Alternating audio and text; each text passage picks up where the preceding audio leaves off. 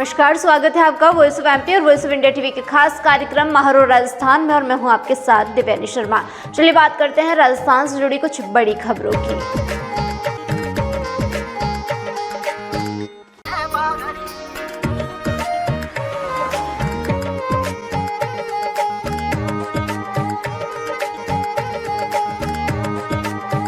हनुमान बेनीवाल बोले, आरएलपी युवाओं की पसंदीदा पार्टी। लोकसभा चुनाव से पहले आरएलपी के दो बड़े नेताओं ने पार्टी छोड़ दी। इसके बाद हनुमान बेनीवाल ने दोनों नेताओं पर निशाना साधा। बेनीवाल ने कहा कि पुखराज गर्ग और उमेदाराम ने पार्टी को नहीं बनाया, बल्कि पार्टी ने इन्हें बनाया है। इन दोनों के बीजेपी कांग्रेस में जाने से हमें कोई फर्क नहीं पड़ने वाला है।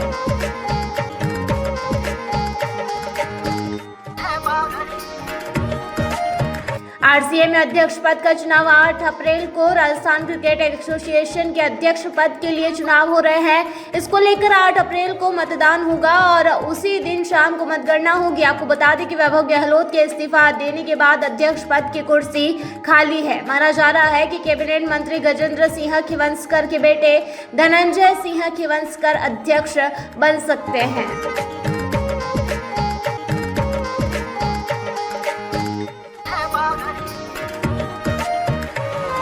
बागीदोरा विधानसभा के उपचुनाव का भी कार्यक्रम घोषित। देश में लोकसभा चुनाव की तारीखों का ऐलान हो गया है। इसी के साथ बांसवाड़ा जिले के बागीदोरा विधानसभा सीट पर होने वाले उपचुनाव की तारीखों का भी घोषित हो गई है, तारीखें भी। और महेंद्रजीत सिंह मालवीय ने बीजेपी ज्वाइन करने के बाद अपने विधायक पद से इस्तीफा दे दिया था। इसके बाद विधानसभा में सीट खाली हो गई थी।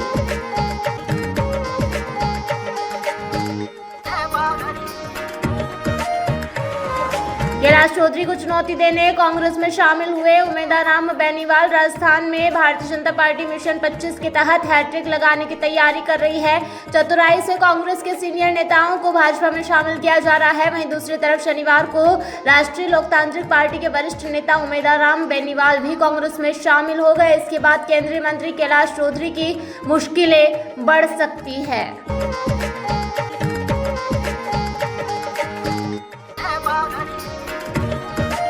बीजेपी ज्वाइन करने वाले नेताओं पर डोटासरा ने किया अटैक। राजस्थान लोकसभा चुनाव को लेकर सियासी पारे में जमकर हलचल देखने को मिल रही है। कांग्रेस के पूर्व सांसद करण सिंह यादव समेत 2 दर्जन से अधिक कांग्रेसी नेताओं ने बीजेपी ज्वाइन कर ली। इसको लेकर पीसीसी चीफ गोविंद सिंह डोटासरा ने इन नेताओं को जमकर घेरा। उन्होंने तंज कसते हुए कहा कि जो डर गया सो मर गया। उन्होंने आरोप लगाया कि ईडी की धमकी देकर बीजेपी अपनी पार्टी में कांग्रेस के नेताओं को शामिल कर रही है। डोटासरा कांग्रेस मुख्यालय पर प्रेस कॉन्फ्रेंस में बीजेपी पर जमकर बरसे।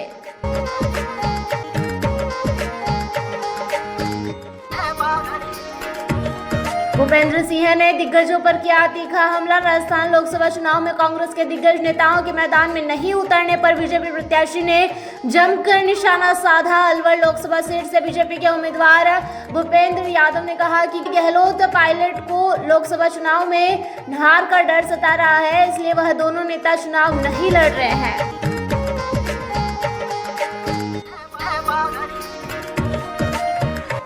पायलट करेंगे वैभव का चुनाव प्रचार। राजस्थान में लोकसभा चुनाव को लेकर तारीखों का ऐलान कर दिया गया है। जालोर सिरोही लोकसभा सीट से इस बार अशोक गहलोत के बेटे वैभव गहलोत को कांग्रेस ने टिकट दिया है। इसके बाद सचिन पायलट से जब सवाल पूछा गया कि वह वैभव का चुनाव प्रचार करेंगे क्या, तो उनका जवाब सुनकर सभी हैरान रह गए।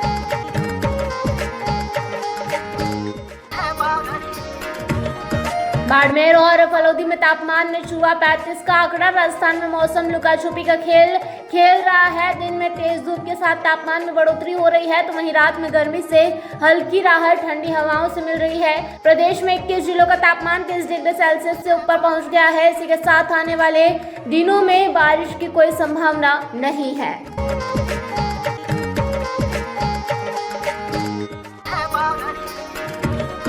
राजस्थान में लोकसभा चुनाव के लिए मतदान 2 चरणों में। राजस्थान में आगामी लोकसभा चुनाव के लिए मतदान 2 चरणों में होगा। पहले चरण में 12 लोकसभा सीट के लिए 19 अप्रैल को वोट डाले जाएंगे। वहीं निर्वाचन आयोग ने शनिवार को लोकसभा चुनाव 2024 की घोषणा की थी। इसके तहत राजस्थान में 2 चरणों में चुनाव होंगे। पहले चरण में 19 अप्रैल को एवं दूसरे चरण में 26 अप्रैल को मतदान होगा। राज्य में लोकसभा की कुल 25 सीटें हैं।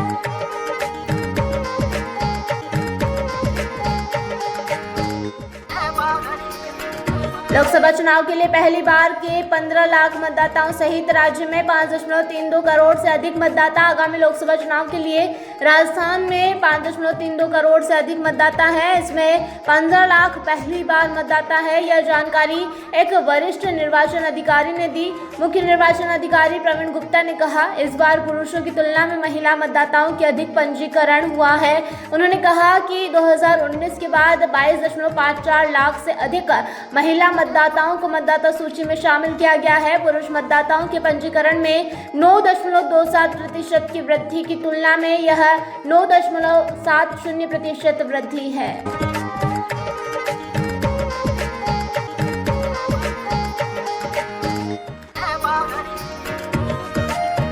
राजस्थान में इतिहास दोहराने पर भाजपा की निगाह है। भारतीय जनता पार्टी आगामी आम चुनाव में राजस्थान के अपने पिछले प्रदर्शन को दोहराने की कोशिश में जुटी है और पार्टी को उम्मीद है कि वह राज्य की सभी 25 सीटों पर जीत दर्ज करेगी। वहीं कांग्रेस भाजपा के इस सपने को पूरा होने से रोकने के लिए कवायद में जुट गई है। भाजपा ने 2019 लोकसभा चुनावों में राज्य की 24 सीटों पर जीत हासिल की थी, जबकि 2018 में विधानसभा चुनाव में पार्टी को कांग्रेस के हाथों शिकस्त का सामना करना पड़ा था। राज्य की बची एक लोकसभा सीट पर भाजपा की सहयोगी राष्ट्रीय लोकतांत्रिक पार्टी आरएलपी ने जीत दर्ज की थी। इस बार भाजपा राज्य में सत्तारूढ़ पार्टी है और उसे सारे समीकरण फिर अपने पक्ष में नजर आ रहे हैं।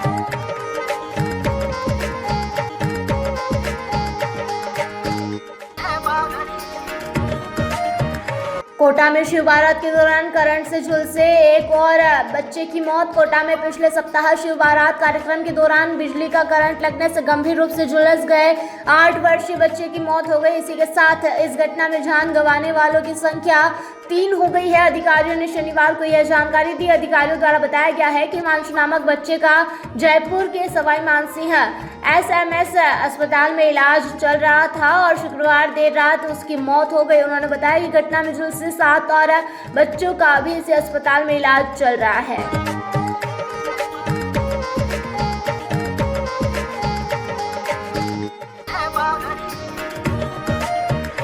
CR चौधरी को किसान आयोग का अध्यक्ष बनाया। राजस्थान की भजनलाल शर्मा सरकार ने आगामी लोकसभा चुनाव का कार्यक्रम घोषित होने से ठीक पहले शनिवार को कई बड़े राजनीतिक नियुक्तियां की।